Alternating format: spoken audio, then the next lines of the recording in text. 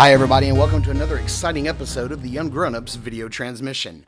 I'm your host Mark, and today we're going to be taking a look at the Mattel Movie Masters General Zod with Kryptonian armor. Now, I did have to go to eBay to track this guy down.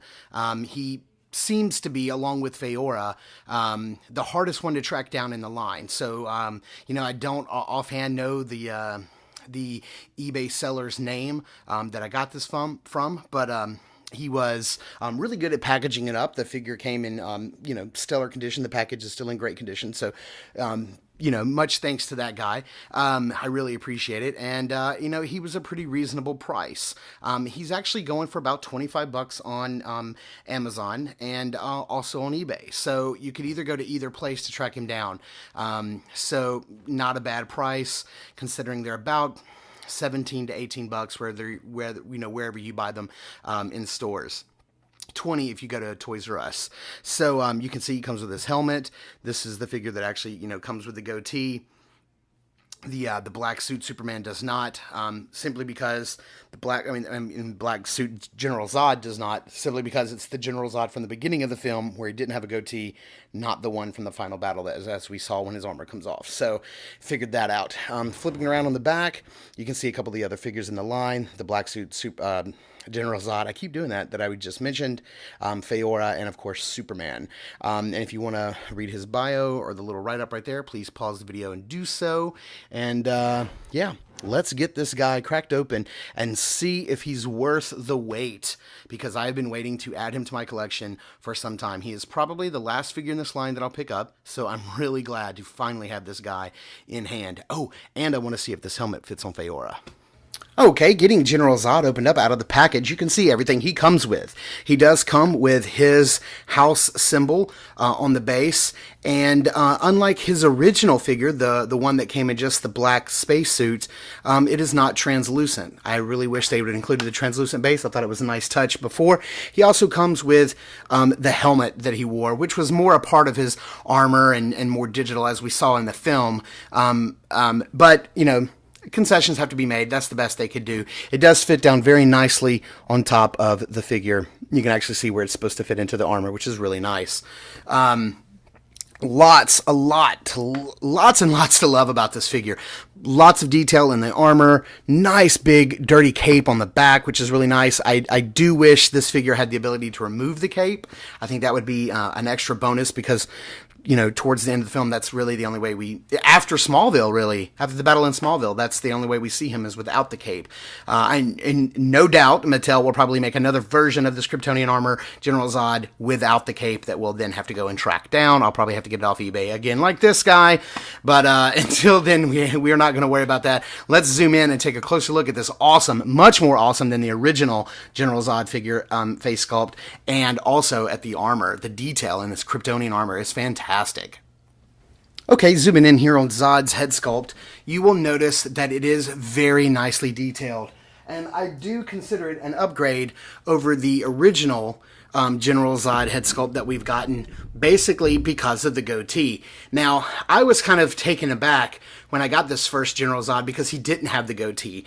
And I was like, I wonder why they sculpted him without it. Was it because they didn't get the concept art early enough, or I couldn't figure it out, because I was like, this is clearly the General Zod from the ending of the film, and he had a goatee. Actually, it's not. This General Zod's from the beginning of the film, when he didn't have a goatee. They allowed him to grow the goatee, I guess, to show the passage of time. So that was my mistake whenever I reviewed this guy initially. So I do like the General Zod. I like the Michael Shannon look with the goatee, so I am much more a fan of this head sculpt than the original, no doubt. Again, Mattel will probably release a final battle.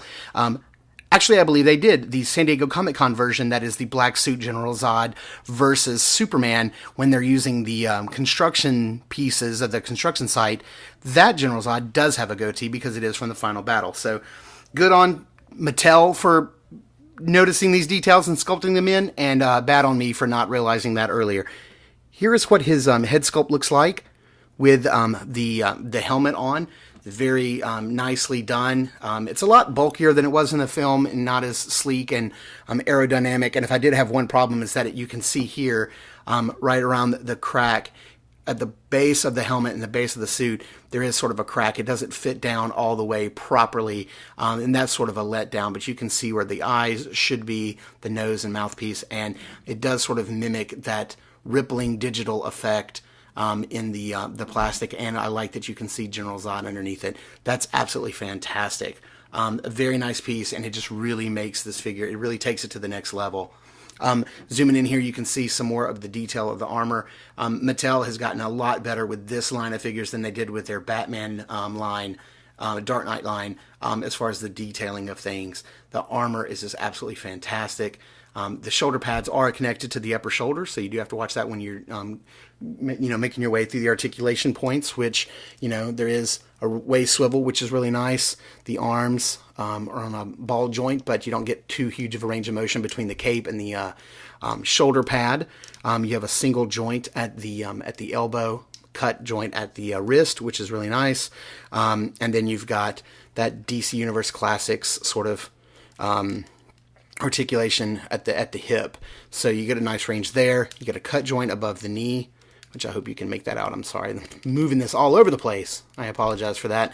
And regular joint here at the knee. So with all this armor, the figure is fairly articulated, and there looks to be like an articulation point here at the ankle, but boy, if I can get it to work, it just seems to be one there, but it's not really moving for me. There we go. They're just really, really stiff. I almost feel like I'm going to break it, so I don't want to do that, but you can see here how the foot does articulate. Sorry, I know I was all over the place with that. Didn't mean to be. This is just an absolutely fantastic figure, and I really want to see if that helmet will fit on Feora, and see what this team looks like all put together. So why don't we zoom out and take a look at that. Okay, so does this helmet actually fit on Feora? Not all that well. So, no. I'm not sure why they chose to give this to Zod and not Feora. Maybe it could have been a different head sculpt for Feora. Maybe they didn't want to build that much in there. Not sure. But here's the bad guys of the film. This, of course, would have been the team had Superman joined them their ranks and had joined their team. I guess this is what it would look like. I don't remember what the guy's name was, but the really big tall one that Superman battled in Smallville. I guess he was a stand-in for Non from the original Superman 2. But I hope they make him. I hope Mattel gets around to making him, because I would like to have that trilogy of bad guys for Superman to face off against. So, and until they really get in there and make some more characters, I don't think I'm going to be picking up any more figures from this Man of Steel line. I think I've gotten all the characters I want. I've got Jor-El. I've got regular blue-red Superman, the black Superman, Feora, General Zod in both of his versions. Both here and in the black suit. So I'm pretty happy with the collection of figures that I have now. So I don't think I'm going to be picking any more up. I think this is going to about do it for me. So hope you dug the review. If so, please like, comment, or subscribe. Please join the conversation at facebook.com/Ungrownups, and check out our Twitter feed, Ungrownups, as well. And be sure to download our podcast, which is new every 3 weeks. You can find that over at ungrownups.com or from iTunes. So until next time, peace.